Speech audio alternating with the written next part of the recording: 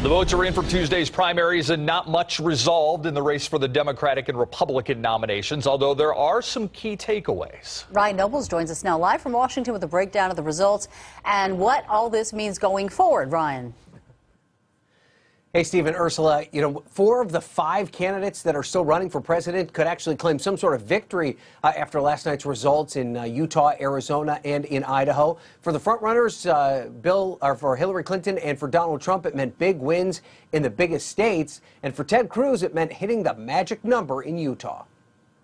There weren't a whole lot of delegates at stake last night, but by the time the Republican convention comes around in July, every delegate will matter. Donald Trump came away with a critical win in the winner-take-all state of Arizona, stashing away another 58 delegates. Ted Cruz, meanwhile, claimed victory in Utah. Well, I'm sorry to tell you, we didn't get 50% in Utah. We got 69% in Utah.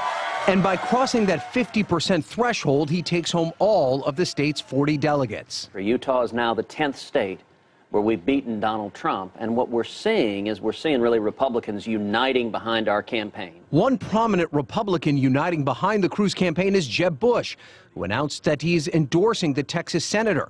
Another sign that the Never Trump establishment has potentially found its alternative. I'm also very proud to have won Arizona tonight. As for the Democrats, Hillary Clinton won in the night's biggest state. Like in previous victory speeches, she looked ahead, focusing her attacks on the Republicans. We can't throw out everything we know about what works and what doesn't and start torturing people. What Donald Trump, Ted Cruz, and others are suggesting is not only wrong, it's dangerous. Bernie Sanders is hoping to turn victories in Utah and Idaho into some much-needed momentum. We won 2 out of 3 last night, and when all of the results are in, I believe we'll have won those contests by gaining some 20 new delegates on top. And now we'll have a break of sorts in this election, at least on the Republican side. They don't vote again until April 5th in Wisconsin. As for the Democrats, they have some work to do this weekend. There'll be votes cast in Washington and in Hawaii and Alaska. Steve and Ursula? Meantime, Ryan, there's a pretty ugly fight going on right now between the Trump and the Cruz campaigns, and it's about the candidates' wives. It's getting ugly. Can you tell us some more about that?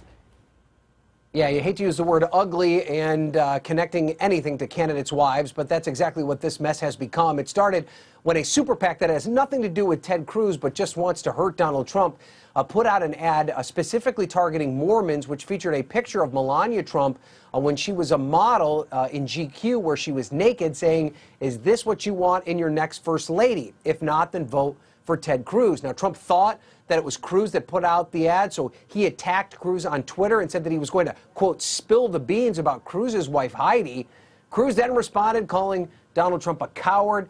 This whole back and forth over wives sent Heidi Cruz out to talk to reporters today. Listen to how she responded. You probably know by now that most of the things that Donald Trump says have no basis in reality. So we are not worried in the least. We're focusing on our campaign. Not sure exactly what Donald Trump was talking about, perhaps her connections to Goldman Sachs when we talk about Heidi Cruz, but amazing to think that this is what these candidates are talking about with all that's going on in the world right now. Steve and Ursula? It's pretty incredible. Thank you, Ryan.